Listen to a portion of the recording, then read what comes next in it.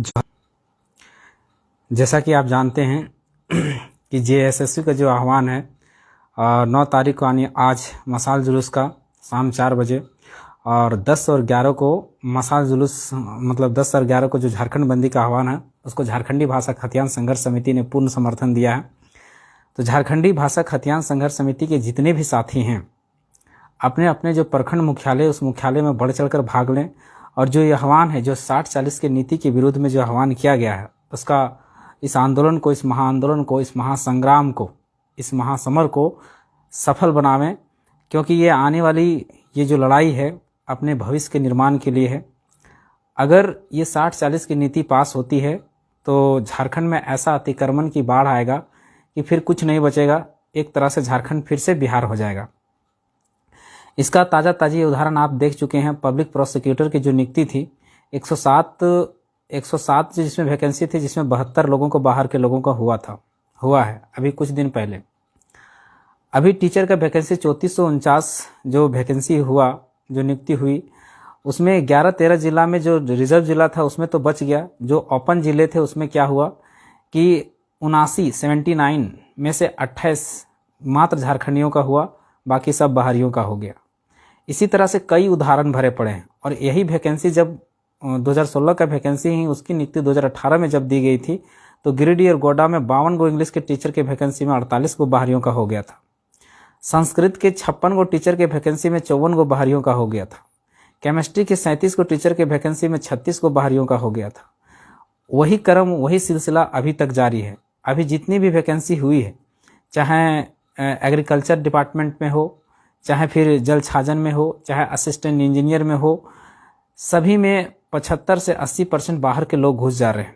जबकि 25% ऑफिसर के पदों में 75% हमारे लिए लोग होना चाहिए, रिजर्व होना चाहिए कि 75% यहाँ के बच्चा ही घुसेंगे। अगर 100 सीट निकलेगा तो 75 यहाँ के बच्चों के लिए होना चाहिए ऑफिसर के पद। और सी और डी के नौकरियों में 90 या 95% हमारे बच्चों के लिए होना चाहिए। लेकिन जस्ट उल्टा हो रहा है। उसी के विरोध में अगर खतियान आधारित स्थानीय नीति और नियोजन नीति अगर लागू नहीं होता है तो ये सिलसिला चलती रहेगी, सदियों तक चलती रहेगी, आने वाली पीढ़ियों तक भी चलती रहेगी। और ये सरकार पता नहीं किस मंशा से आई है, किस तरह से आई है, और इसको कौन सी सरकारें चला रही, कौन चला रहा है, हमें समझ में नहीं आ रहा है। जो भी चला रहा है हमें लगता है बाहरी तत्व ही चला रहे हैं, बाहरी लोग ही चला रहे हैं।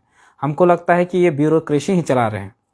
ऐसे भी कहा जाता है कि लोक नीति में निर्माण, लोक नीति यानी लोगों के कल्याण के लिए जो नीतियां बनती है उसे लोक नीति कहते हैं। स्थानीय नीति और नियोजन नीति भी लोक नीति का हिस्सा है।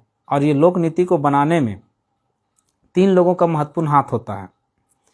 एक हाथ होता है ब्यूरोक्रेसी का, दूसरा हाथ होता है पूंजीपति का, और तीसरा हाथ होता है राजनेता का। तो यहाँ पर तो राजनेता भी 17 से 18 विधायक सांसद जो हैं वो बाहरी हैं। 17 से 18 सांसद विधायक बाहरी हैं।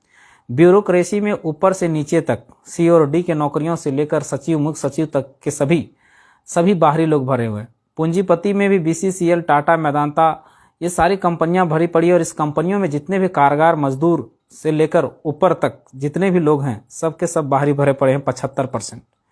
तो झारखंड के हित में कैसे नीतियां बन सकती हैं? पॉसिबल ही नहीं। और इसीलिए हमें लगता है कि ये सारी जो नीतियां, वैकेंसियां आ रही हैं जिसमें लिखा हुआ आ रहा है, जैसे आप बिहार का फॉर्म भरते हैं, अभी बिहार में भी टीचर का वैकेंसी निकला है 4-5 दिन पहले, उसमें लिखा हुआ है भारत का नागरिक और बिहार राज्य का निवासी फॉर्म भरेगा। महाराष्ट्र में भी वही कंडीशन है कि भारत का नागरिक और महाराष्ट्र का निवासी फॉर्म भरेगा। गुजरात में भी वही कंडीशन है कि भारत का नागरिक और गुजरात राज्य का निवासी फॉर्म भरेगा। लेकिन झारखंड का जो वैकेंसी निकला, अभी सभी वैकेंसियों को मैं गिना दे रहा हूं।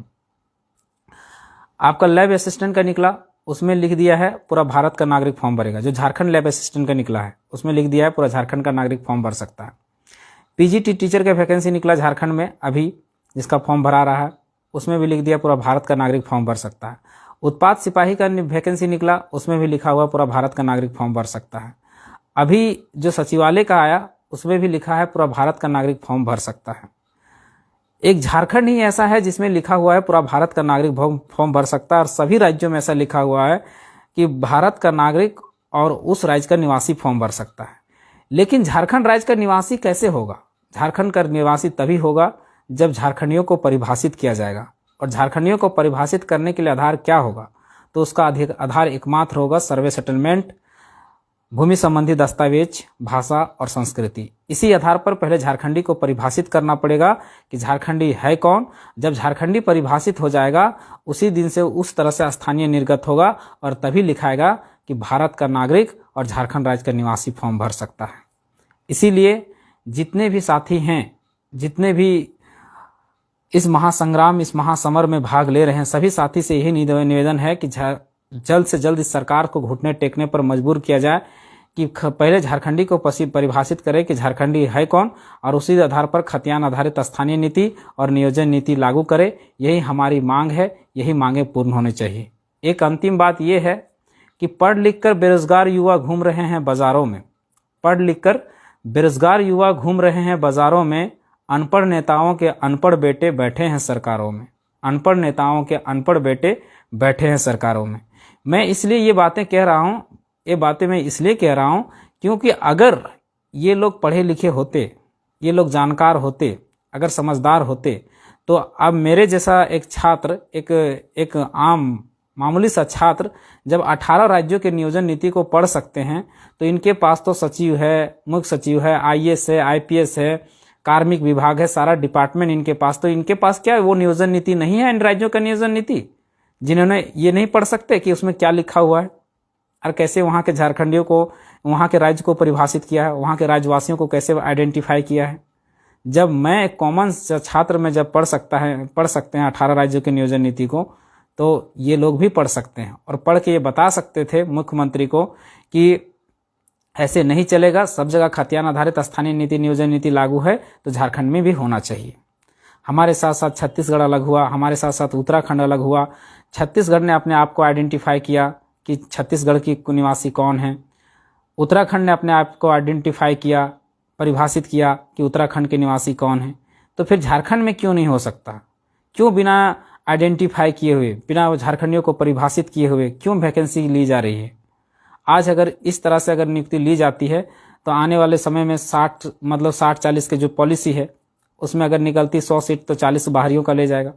अब तो कुछ लोग ये भी सवाल करेंगे, यानी 60 में 40 बाहरियों, यानी 100 में 40 ले गए, यानी 10,000 में 4,000 बाहरी ले गए 10,000 वैकेंसी में, यानी 1 लाख वैकेंसी निकलता है तो 40,000 बाहरी लोग घुस जाएंगे।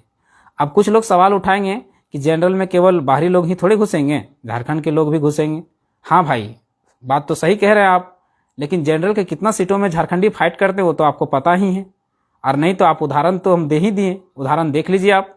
जनरल के जितने सीटें हैं, चाहे पब्लिक प्रोसिक्यूटर की जो नियुक्ति हुई, चाहे जलछाजन की नियुक्ति हुई, चाहे असिस्टेंट इंजीनियर की जो नियुक्ति हुई, चाहे एग्रीकल्चर डिपार्टमेंट में जो नियुक्ति हुई, या फिर फॉरेंसिक लैब में जो नियुक्ति हुई, उसमें आप देख लीजिए कि जनरल के सीटों में कितना झारखंडी फाइट किया है, 1 या 2। उसका उदाहरण आप 2018 का वैकेंसी तो बता रहे हैं, अभी 2016 का वैकेंसी ही अभी का नियुक्ति दिया ना, उसी में जनरल के सीटों में जाके देख लीजिए कि कितना झारखंडी फाइट किया है। सब के सब सीटों में, जनरल सीटों में बाहरी लोग फाइट कर ले रहे हैं। तो उन सीटों को रिजर्व झारखंडी जब तक परिभाषित करके आइडेंटिफाई करके रिजर्व नहीं करेगा तब तक बाहरी घुसते रहेंगे, बाहरियों का अतिक्रमण होता रहेगा और इसी तरह से हम शोषण का, जुल्म का शिकार होते रहेंगे। क्योंकि चाणक्य की बात है कि बाहरी जो है, बाहरी विदेशी माओं से उत्पन्न बेटे कभी भी उस राज्य या उस देश के विकास के बारे में नहीं सोच सकते, उस राज्य या उस देश से कभी उसका प्रेम नहीं हो सकता। तो ये बाहर के लोग हैं, कभी भी झारखंडियों के विकास और झारखंड का विकास होने नहीं देंगे। ये आप देख ही रहे हैं, झारखंड का कौन सा ऐसा क्षेत्र है जहां शोषण नहीं हो रहा है, जहां जुल्म नहीं हो रहा है, जहां अत्याचार नहीं हो रहा है। चाहे थाना हो, चाहे BDO ऑफिस हो, चाहे DC ऑफिस हो, चाहे SP ऑफिस हो, सब जगह उसी तरह से अतिक्रमण हो रहा है, उसी तरह से जुल्म हो रहा है, उसी तरह से शोषण हो रहा है। और सचिवालय सरकार का रीढ़ का हड्डी होता है। और अगर सचिवालय में अगर 60-40 की नीति के तहत अगर 2000 वैकेंसी में अगर 800-600 अगर बाहरी लोग घुस जाते हैं तो समझिए झारखंड का क्या स्थिति होगा। अभी तो खाली है तो चलिए ठीक है, ये लोग अगर भर गए तो 62 साल बाद रिटायर करेंगे, 62 साल में यहीं जमीन लेंगे, यहीं घर बसेंगे, यहीं फिर उसका बाल बच्चा होगा, फिर वो भी आरक्षण का दावा करेंगे कि हम भी झारखंडी हैं। जैसे झारखंडी बाबा जी के, झारखंड जैसे बाबा जी का ढाबा हो, जो आया उसी का झारखंड। ये नहीं चलना चाहिए, ये नहीं होना चाहिए। इसीलिए इस महासंग्राम में भाग लीजिए और 60-40 की नीति को खुलकर विरोध कीजिए और खतियान आधारित स्थानीय नीति और नियोजन नीति का मांग कीजिए। धन्यवाद। जोहार, जय झारखंड।